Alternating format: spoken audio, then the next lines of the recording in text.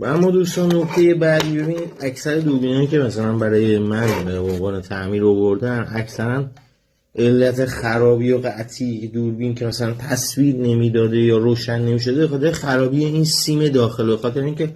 دوستان نسا وارد نیستن وقتی میخوان نصب کنن دوربینو. ببینید این سیم که از داخل دوربین میاد بیرون از این قسمت فلزی، این سیم وقتی که شما این خیلی بپیچونید، چون ببینید از اینجا مشخصه که از این مسیر عبور کرده، این سیم از داخل قطع میشه. حالا شما میتونید این سیم رو تعویض کنید، سیماش هم تو بازار هست. اما نکته خیلی جالبتر اینه، ببینید سیمای ورودی رو الان با هم دیگه چک کنیم.